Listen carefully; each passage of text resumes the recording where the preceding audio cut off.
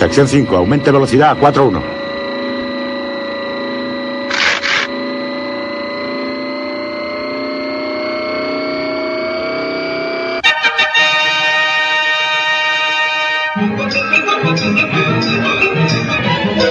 Atención, capataz.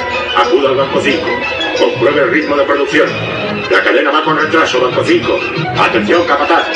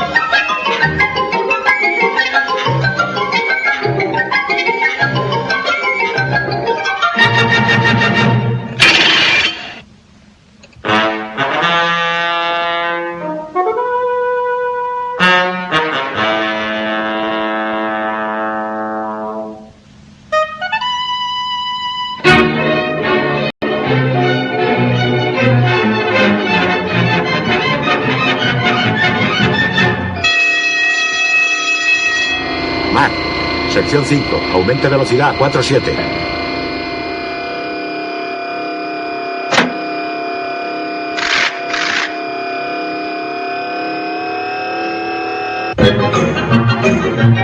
Philip Alperkin. Philip Alperkin.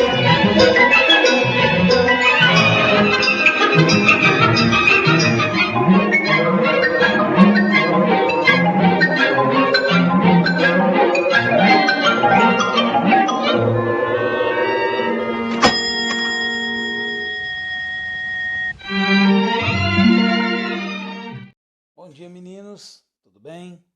Vamos lá na aula de hoje, aula de geografia, a gente vai falar aí sobre a América anglo-saxônica, falando principalmente do espaço urbano e industrial dessa parte da América, né? A América anglo-saxônica a gente já viu nos módulos anteriores aí, que vai estar falando aí de Estados Unidos e Canadá, né? São os dois países que compõem a América anglo-saxônica. Bom, para a gente falar isso aqui, vamos entender primeiro que Estados Unidos e Canadá estão aí entre as nações mais poderosas do mundo, né, e mais industrializadas também. Então, há um alto nível de industrialização nesses dois países, principalmente por parte dos Estados Unidos. O Canadá também vai ter uma taxa de industrialização muito grande, só que ela não chega a ser igual à americana dos Estados Unidos, né? Bom, tanto os Estados Unidos quanto o Canadá têm um processo de industrialização tardia, né? Ou seja, eles demoraram para se industrializar. Quando esses países começaram o processo de industrialização, os países europeus, por exemplo, já tinham se industrializado há muito mais tempo, né? França, Inglaterra, já era industrializado já. E aí, só depois da sua independência que os Estados Unidos começou a se industrializar. Porém, tem um detalhe muito particular nisso. A partir do século XIX, por ali, a industrialização dos países da América anglo-saxônica foram muito velozes. Então, esses países conseguiram, num espaço de tempo bem menor que o dos países europeus, se industrializar até mais, né? No mínimo, se igualar na industrialização com os países europeus. Então nós vamos ter desse processo do século XIX uma industrialização muito rápida, tá? A gente vai ver que essa industrialização, tanto de Estados Unidos e de Canadá, são industrializações que elas partiram de empresários e de capitais internos, ou seja, elas têm uma mínima dependência dos capitais e empresários externos, né? A gente vai ver que, principalmente os Estados Unidos, internamente ele conseguiu se modernizar e se industrializar muito rápido, sem depender de outro país e investir dentro dos Estados Unidos. Mas para isso, vamos começar falando dos antecedentes, de onde começou a industrialização na América anglo-saxônica. Vamos começar pelos Estados Unidos e a gente encerra com o Canadá. Bom, a industrialização nos Estados Unidos, nos dois aí, ainda falando sobre os dois, iniciou lá no século XIX, né, e veio de pequenas manufaturas, né, os países viviam de manufaturas, principalmente nas áreas têxteis, ou seja, de produção de tecido, quanto de moveleiras, né, de se produzir móveis, aí já mais por parte até do Canadá. O Canadá investiu mais nessa manufatura moveleira, né? Nos Estados Unidos a gente vai ver que aquelas antigas colônias do norte, elas tinham a tendência a se industrializar mais rápido. Até porque para essas colônias do norte a gente vai ter aquela negligência salutar por parte da Inglaterra, ou seja, uma vigilância menor, né? A Inglaterra passava a vigiar menos essas indústrias do norte, uma vez que a atenção maior era para as colônias do sul, que produziam para exportar para a Inglaterra. Então o foco era de vigiar um pouco mais as colônias do sul e deixar mais largado as colônias do norte. Isso aí era negligência salutar com o norte, né? Quando é que começou o processo de industrialização a se intensificar mais nos Estados Unidos? Começou após a Guerra da Secessão, né? A Guerra Civil norte-americana, entre 1861 e 1865 ali, quando as colônias se unificaram, né? Todas as colônias se unificaram ali e iniciou aquele processo de marcha para o oeste, quando os países saíram da costa leste e iniciaram o povoamento do centro e oeste americano, né? Isso passou muito, né? Teve muito aí para chegar a esse ponto, os meios de transporte e de comunicação que começou a ser implantado, né? Para que ocorresse esse processo de industrialização, esse avanço, essa implantação, principalmente das ferrovias, né? Elas foram muito importantes para esse processo. Por quê? Porque para se aproximar, né, para continuar havendo proximidade desse primeiro povoamento americano, né, primeiro povoamento dos Estados Unidos ali, que era na costa leste, era necessário um meio de transporte e de comunicação com essas pessoas que começaram a ir para o centro-oeste americano. Estados Unidos é um país que atinge 2 oceanos, ou seja, é um país onde as costas são muito distantes. Se não tivesse um processo de transporte, de comunicação eficiente, muito provavelmente essas colônias que foram lá para o oeste, né, que foram em busca de desbravar essa marcha para o oeste, aí, elas não conseguiriam, não teriam condição de se industrializar da forma que precisaria, nem de escoar a sua produção. Porque nessa época, estamos falando aí em século XIX, né, antes ainda do século XX, nem século XX não era, para a gente falar desse século XIX aí, pessoal, a gente tem que pensar que só se exportava praticamente para a Europa. A exportação para outros continentes, para outras regiões, era muito pequena. Hoje até que a gente vai ter aí uma exportação muito grande, principalmente por parte dos Estados Unidos, para algumas colônias, para alguns países da Ásia, da África, da América, mas naquela época não tinha, lá no século XIX não tinha. Se mandava praticamente para a Europa. Então, para que se escoasse isso aí, era preciso tirar essa produção que era feita no centro-oeste americano e mandar lá para o leste, para que lá do leste fosse mandado para a Europa. Então a gente vai ver que isso aí, de certa forma, vai acarretar num problema se não tivesse um transporte eficiente. Aí entram as ferrovias na história, porque os Estados Unidos conseguiu desenvolver uma malha ferroviária muito eficiente, né? E que funcionou muito bem. Bom, vamos falar um pouquinho de como é que funciona essa industrialização nos Estados Unidos. Assim como na agricultura, que a gente viu nos módulos, no último módulo que a gente viu, no módulo 7, assim como na agricultura, são cinturões, né, os belts. E aí a gente vai ter 2 cinturões muito importantes. A gente vai falar um pouquinho sobre a mistura desses dois, mas agora nós vamos falar desse que primeiro aconteceu nos Estados Unidos, que é o Manufacturing Belt, que é o quê? Cinturão da manufatura, né? Quando ainda se fazia os produtos manufaturados, tá? A partir dali, dessa manufatura, iniciou as primeiras indústrias nos Estados Unidos, né? Isso vai acontecer lá no Nordeste americano, né? Região ali dos Grandes Lagos ali. E o fator dessas indústrias terem se concentrado nessa região dos Grandes Lagos não foi à toa. Ela se concentrou ali porque era aonde tinha uma proximidade maior com matéria-prima, com fonte de energia e com o mercado consumidor, um grande mercado consumidor americano. Então a gente vai ver que nessa região dos Grandes Lagos nós vamos ter o carvão mineral, né, a extração de carvão mineral, que era o que usava-se nessa primeira revolução industrial. Né? A gente sabe que a máquina a vapor era o motor a vapor era o que moviam as primeiras indústrias, e era movida essas máquinas a vapor com o carvão mineral. Né? Era a matriz energética usada para aquecer a água era o carvão mineral que tem, né, nessa região. Outra fonte também é os minerais metálicos, né? No caso de ferro, do manganês. Então, e esses minerais também são encontrados em maior volume nessa região dos Grandes Lagos. Então, era necessário isso aí para começar a industrializar. E nós temos que lembrar que essa região aí que tinha negligência salutar, né, que eram as colônias mais ao norte, e aí a gente está falando ao norte da costa leste, ou seja, o nordeste norte-americano, esse pessoal que estaria ali nessa costa leste era quem iria consumir esse produto.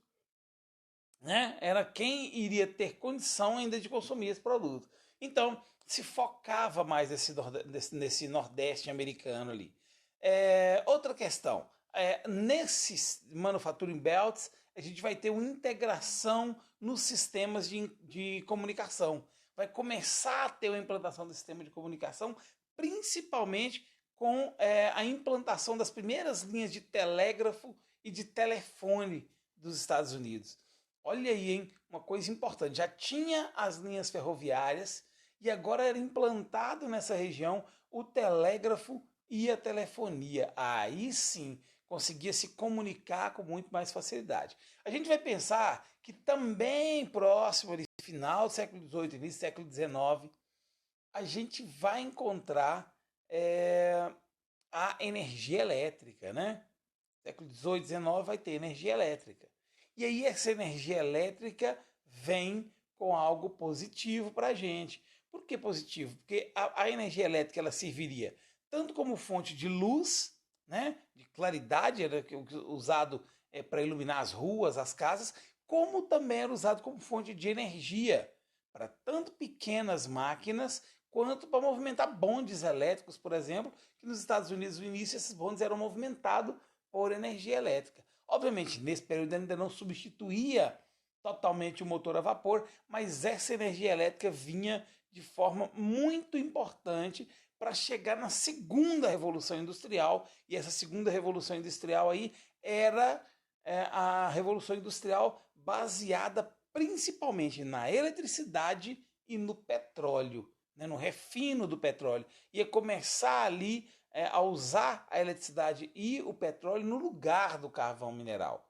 Esse motor a vapor ia ser abandonado praticamente para ser substituído por um motor a combustão, né? Um motor a combustão através da queima do petróleo e da energia elétrica. Né? E aí, até quando se foi implantada essa energia elétrica, se questionava, cara, isso aí não vai conseguir tocar as máquinas como o motor a vapor toca. Só que conseguiu. Né? A gente vai ver que a energia elétrica conseguiria tocar muito mais que os motores, somente os motores que eram usados nas máquinas naquele período lá. Bom, o refino do petróleo, né, era algo importante, porque vamos pensar o seguinte, Estados Unidos foi o berço dessa segunda revolução industrial. Se a Inglaterra foi da primeira, os Estados Unidos já era da segunda. Estados Unidos iniciou esse processo de motores elétricos, de combustível, né, de utilizar combustível, e aí esse combustível era usado tanto para combustíveis, vamos dizer assim, para combustíveis usados onde a sua queima era usada nas máquinas, como era o caso do querosene, da gasolina, né? Produtos fósseis, né? Do diesel, que já começava a ser usado, como também era usado para não combustíveis, como era o caso da borracha, como era o caso da graxa, como era o caso do plástico. Tudo isso aí fundamental para as indústrias. Era fundamental para isso aí ser usado no processo industrial. E aí a gente vai ter, nesse manufacturing belt, né, nesse cinturão de manufatura ali, já era industrializado, já não era mais manufaturado, a gente vai começar a ter as indústrias mais pesadas, como, por exemplo, a indústria automobilística, né? Onde já se estava usando motor a combustão, ou seja, carros movidos a combustão. E aí vão entrar duas figuras muito importantes nesse período aí.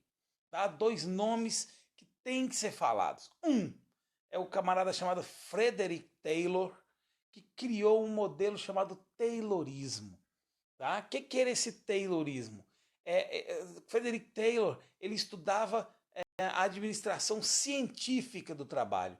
Ou seja, ele calculava tempo e funcionário. Como é que o tempo e o funcionário iriam trabalhar juntos para resolver de forma mais econômica e mais rápido uma produção de algum elemento. Então, se eu tenho lá, por exemplo, na indústria têxtil, vamos usar o exemplo como indústria têxtil, tecido. Para mim fazer um tecido, eu vou computar aqui quanto tempo aquele funcionário leva para fazer aquele tecido. Isso aí ia ser fundamental, porque iríamos começar a ter a cadeia de produção. Por que cadeia de produção? Para que produzir em cadeia? Porque com a cadeia de produção eu conseguiria ter um resultado mais rápido e mais eficiente.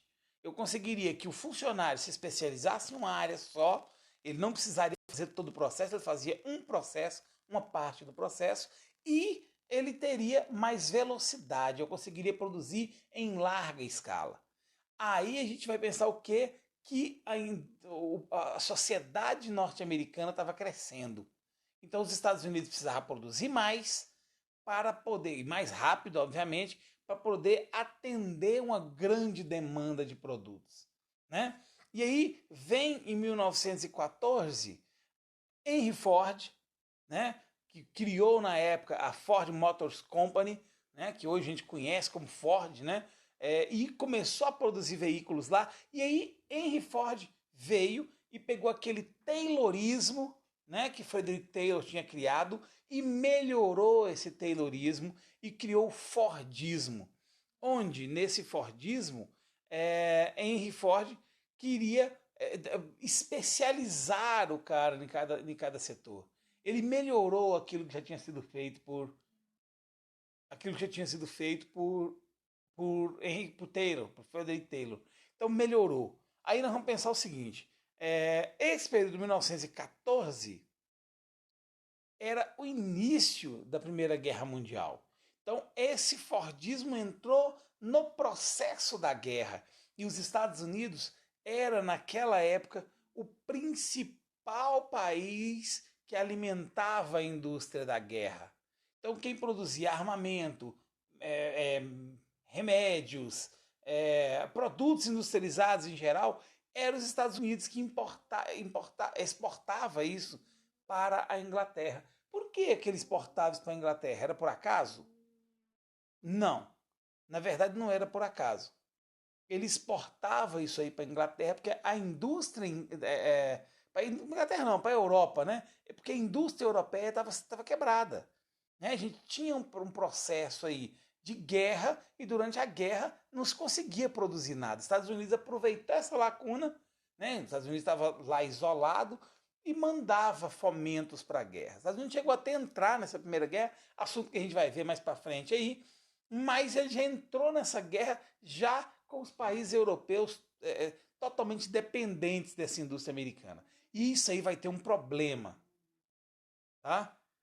O problema que nós vamos encontrar é uma superprodução americana. Os Estados Unidos vai produzir muito e aí vai haver um subconsumo. Porque 50% da população americana nesse período, década de 20 ali, ela vivia abaixo da linha da pobreza. Então eu não tinha um mercado consumidor que conseguia atender. Ou seja, eu tinha uma produção muito rápida, que acelerou, que cresceu muito rápida, e uma sociedade que ainda não acompanhava, uma sociedade de consumo que ainda não acompanhava. A gente vai ver muito falar aí nesse período de 20 do American Way of Life, que era o quê? Era um modelo de vida americana baseada no consumo, que os Estados Unidos queria passar para o mundo inteiro, principalmente através do cinema, né? Que esse modelo de consumo americano era um modelo bonito de se ver. E isso começou a pegar realmente no mundo inteiro. Então os Estados Unidos começou a produzir muito e tentar vender esse produto que estava sendo vendido. Lá na década de 20, já após o final da Primeira Guerra Mundial, o período que a gente chama de período entre guerras, a Inglaterra, a França, a Alemanha eram países que dependiam dessa industrialização americana. Então os Estados Unidos começou a produzir muito, superprodução. E aí, de repente, aquele mercado europeu começou a se reestruturar, né? Começou a montar suas indústrias de novo e parar de comprar dos Estados Unidos. O mercado interno americano, como eu disse, ele era, né, subconsumo, ele não conseguia consumir tudo o que era produzido, então começou a ficar produtos nas prateleiras. Isso vai ter um reflexo. Vai ter um reflexo em 1929, quando vai acontecer a quebra da Bolsa de Valores de Nova York, que é o quê? Eu tenho muito produto e não tenho para quem vender. Eu tenho conta para pagar porque eu gastei dinheiro para produzir esse produto em grande escala e não tenho agora para quem vender. O que vai acontecer? O país vai quebrar, né? O país vai parar vai ter que parar de produzir porque já tem produção demais e eu vou ter que dar um jeito que o povo comece a comprar esse produto. Cara, banco não conseguia receber conta mais, imóveis começaram a ser abandonados porque não tinha como. Eu não vou produzir, eu vou fazer o que com aquele imóvel? Até o banco podia pegar de volta, podia pegar o imóvel como garantia, mas e o que o banco quer fazer com o imóvel? Né? E outra coisa, se eu não pago a minha conta para o banco não vai ter dinheiro nem para tirar da conta aquilo para aquele cara que tem. Né? Então, eu não tenho, mas você aí, por exemplo, tem dinheiro. Vocês aí na casa de vocês têm dinheiro no banco. Como eu não paguei a minha conta lá, o banco automaticamente não vai ter como passar o dinheiro para vocês. Ou seja, é uma bola de neve. E essa quebra da Bolsa de Nova York talvez tenha sido a pior crise pela qual os Estados Unidos já passou. Bom, como é que superou isso aí? Superou isso aí no que foi conhecido como New Deal, ou seja, novo acordo. Foi na época que o presidente Franklin Roosevelt foi eleito presidente americano e ele propôs, olha, nós vamos fazer uma mudança. Aquele liberalismo do capitalismo que cada um produziu o que queria, do jeito que queria, né, lei da oferta e da procura, aqui lá esquece, porque vocês estão quebrados agora. Agora nós vamos mudar, nós vamos usar o keynesianismo. Keynesianismo era a ideia de um economista inglês chamado John Keynes, onde ele dizia que para você regular a economia é necessária uma intervenção drástica do Estado.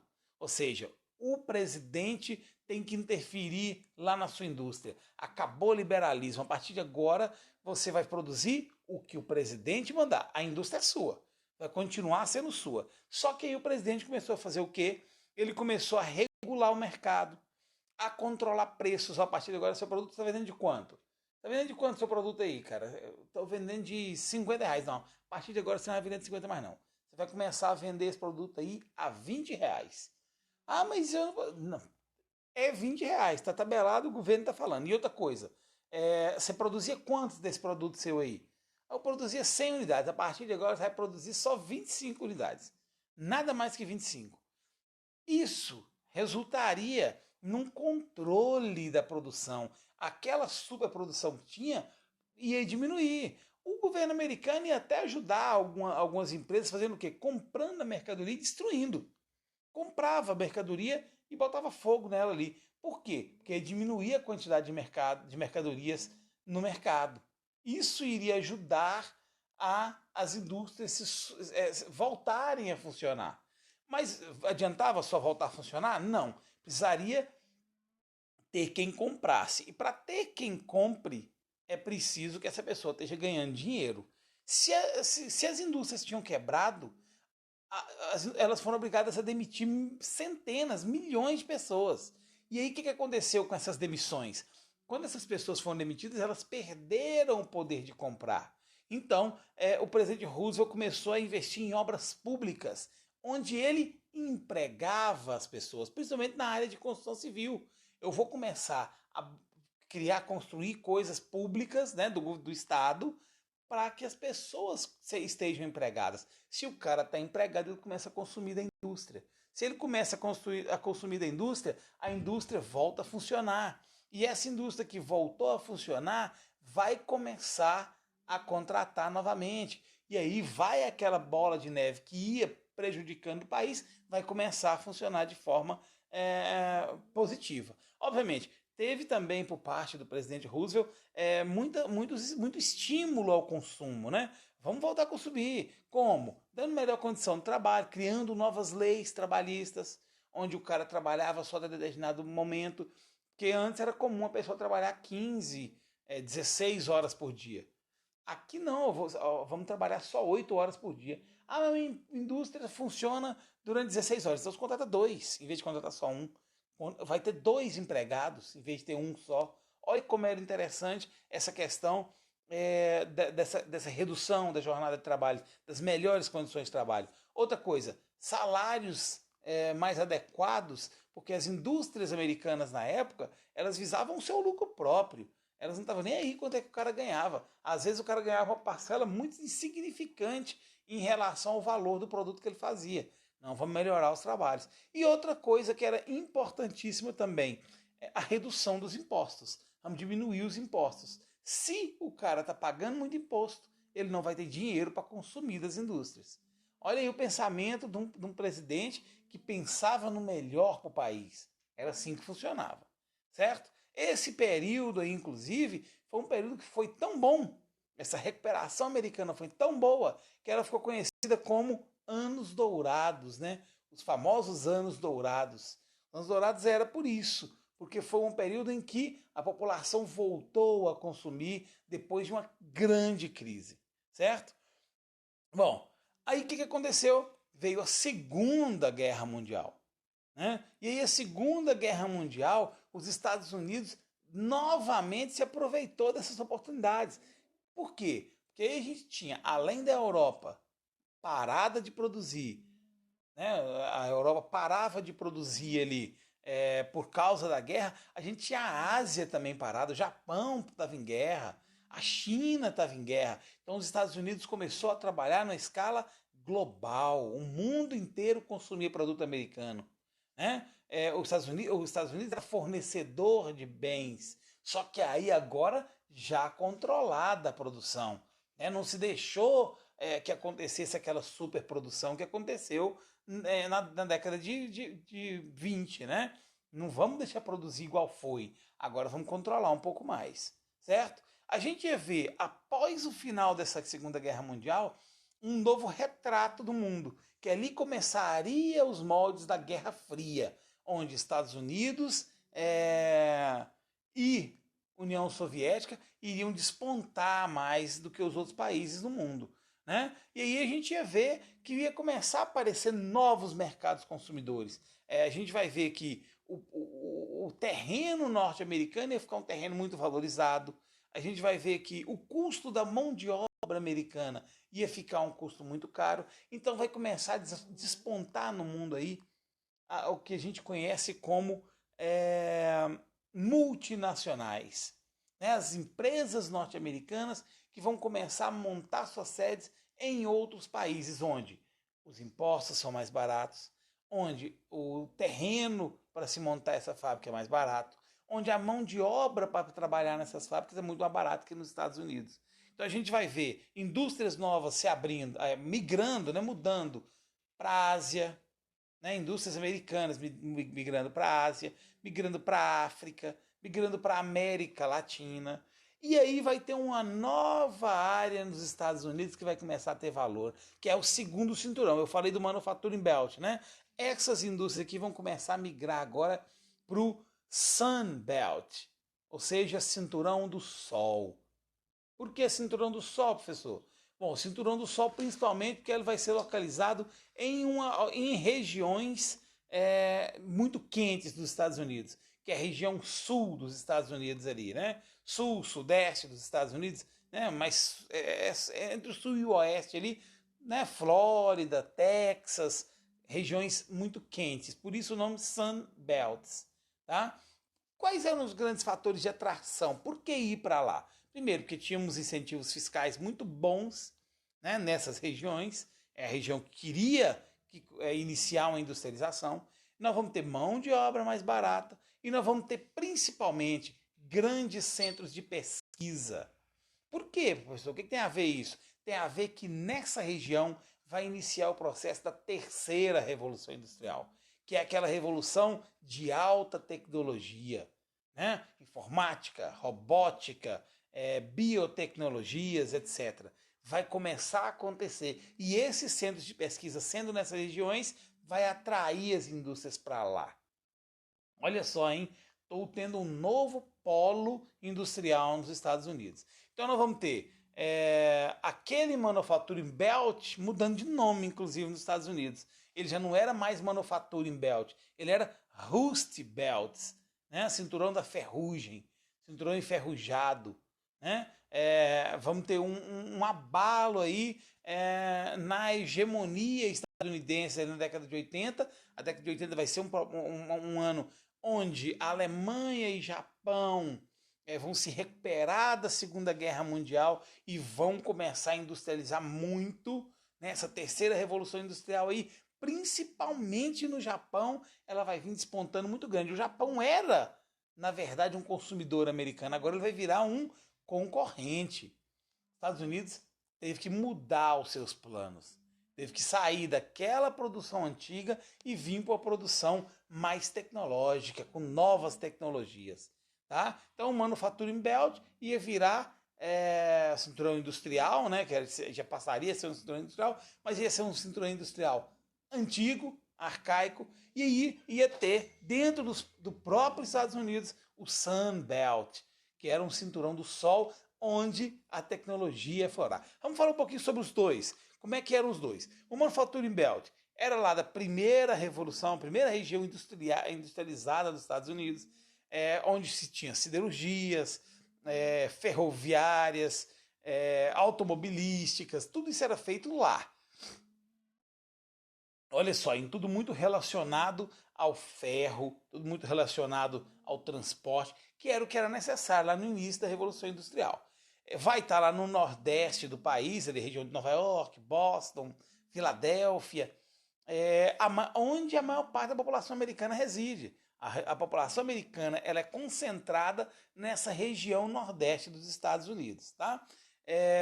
Onde vai ter disponível ali a matéria-prima para a produção e para a energia, que é o caso ainda do carvão mineral, que ainda tem indústrias que operam com carvão mineral nessa região, e o ferro, que é utilizado nessa indústria em larga escala. Nós vamos ter nessa região duas megalópolis. O que é megalópole? É uma região onde há mais de uma metrópole. Né? Por que duas? Quais são as duas megalópolis que nós vamos ter nessa região? Nós vamos ter, primeiro, a Boswash, que é a região ali que ocupa de Boston até Washington, né? Washington, que é a capital dos Estados Unidos. E nós vamos ter os Shipits, que é a união das cidades de Chicago e Pittsburgh. Né? São aí você vê, são 4 megacidades só aí nessa região. Né? 4 cidades aí que tem mais de 10 milhões de habitantes cada uma. Para ser uma megacidade, uma metrópole, ela tem que ter mais de 10 milhões de habitantes. Ali nessa região nós vamos ter alto custo de produção, porque a mão de obra é cara e o terreno, né? Os impostos são muito altos nessa região aí. Nós vamos ter indústrias muito antigas e obsoletas que vão começar a sair dessa região para ir para o Sunbelt e vai deixar ali vaga para uma nova área que vai se desenvolver, uma nova área da economia que vai se desenvolver nela, que é o comércio e o serviço. Né? Ali vai começar a ter novos centros comerciais, museus, aqueles armazéns que eram usados nas fábricas vão virar hotéis, vão começar a virar fábricas de prestação de serviço, né? Isso é o que a gente chama de terciarização, ou seja, eu saio do setor secundário, né, atividade industrial, setor secundário, e vou para o setor terciário, que é o de comércio e produtos. Não é terceirização, é terciarização. Eu vou terciarizar, eu vou sair do setor secundário para o setor terciário. Né? Ali vai ser mais voltado para o comércio do que voltado para a indústria. Tá? E aí nós vamos falar do Sunbelt. Quais as características do Sunbelt? Ele vai estar na região oeste e sul dos Estados Unidos, certo? Bem a região sul dos Estados Unidos ali mesmo, onde vai ser uma área mais recente de industrialização, onde o clima vai ser mais quente do que o restante dos Estados Unidos, onde o custo de produção é muito menor e as vantagens, principalmente por parte do governo a respeito de tarifas, vai ser muito mais atrativas. Nós vamos ter importantes centros de pesquisas e principais portos, principalmente os portos ali da Califórnia, que vai estar voltado para o Oceano Pacífico, uma vez que Japão, China e Austrália vão começar a industrializar muito, a importar muitos produtos industrializados dos Estados Unidos novamente. Vai ser uma área onde os Estados Unidos vai atuar também. Então, ter portos nessa região oeste agora é importante. Né? Lembrando que os principais portos que haviam eram na região leste, né? Para ligar para a Europa. Agora nós vamos ter importantes portos na Califórnia que ligam os Estados Unidos ao oeste, né? à Ásia, a Austrália. Né? Então, ter esses portos ali é importante.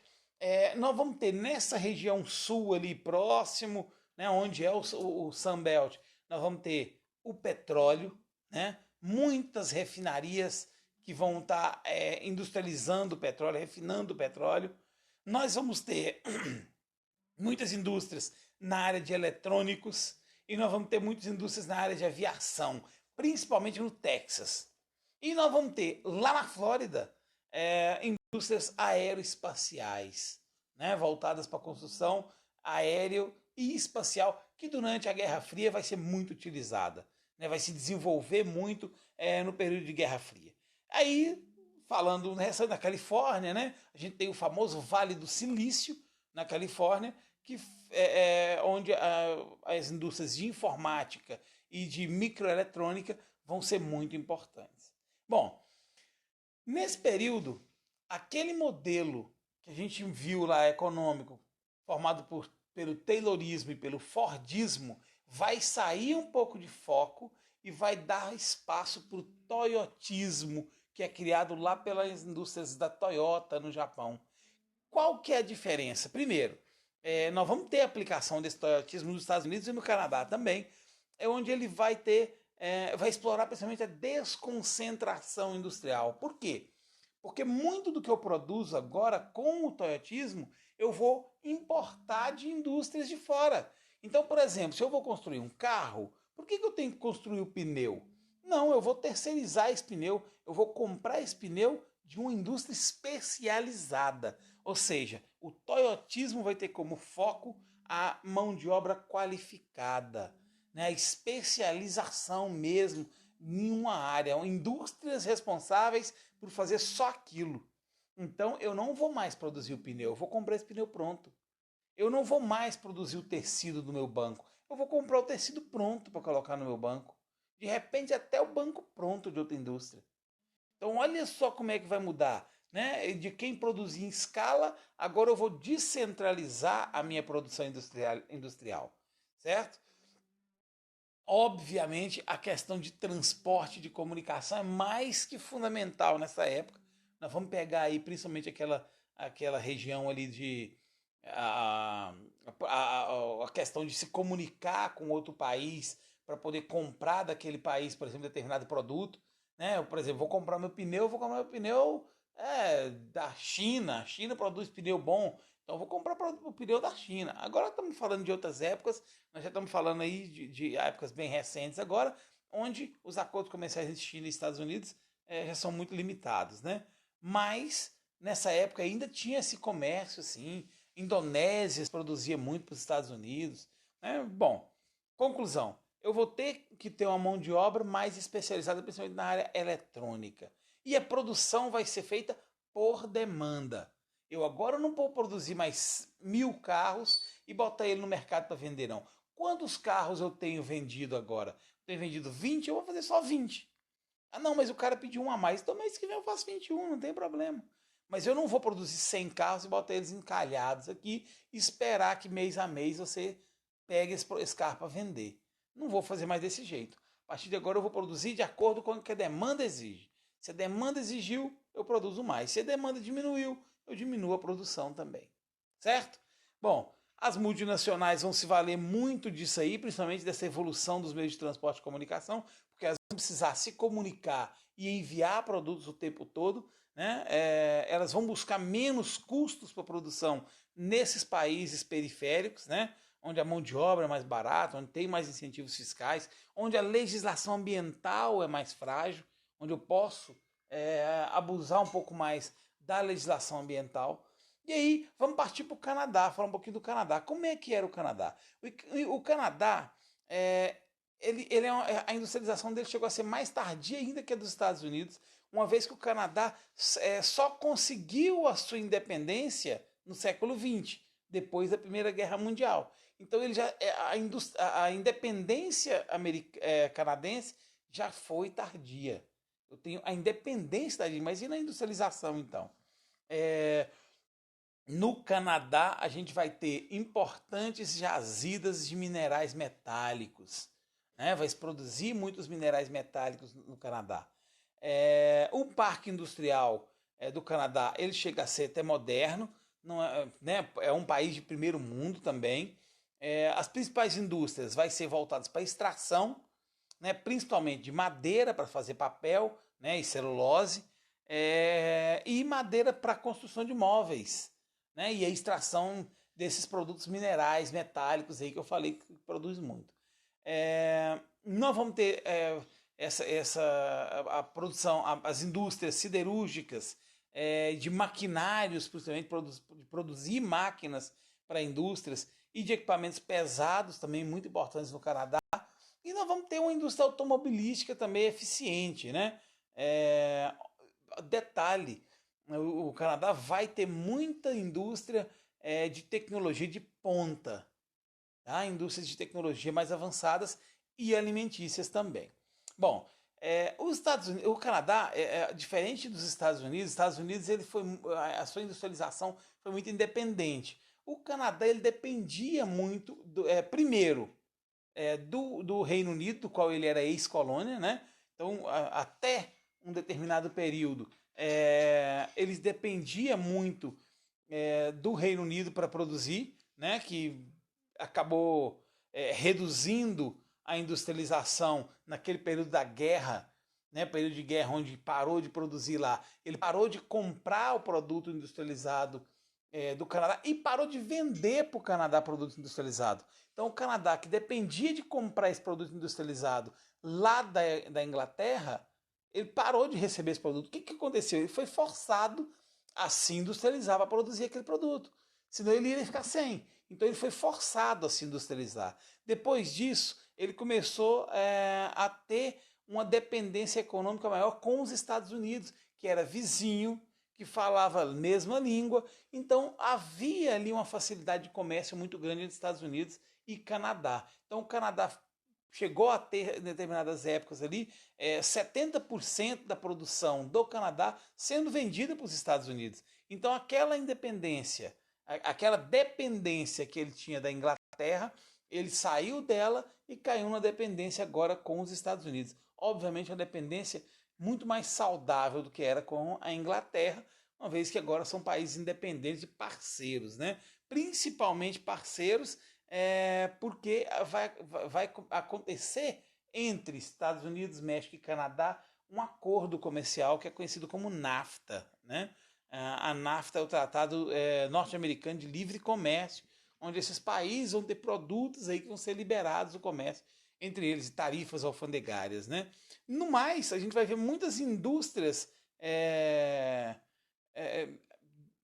americanas sendo instaladas no Canadá, né? Essas indústrias americanas vão dominar o Canadá, eles vão avançar muito sobre o Canadá. Então a gente vai ver que o Canadá vai ficar dependente dos Estados Unidos, principalmente por isso. Beleza? Isso aí é o resumão do que a gente viu, né, do que a gente tem para falar desse módulo 8 aí, né? Módulo 8 de Geografia, não é 7, não, é 8. Módulo 8 de Geografia, que fala sobre essa industrialização dos Estados Unidos e Canadá.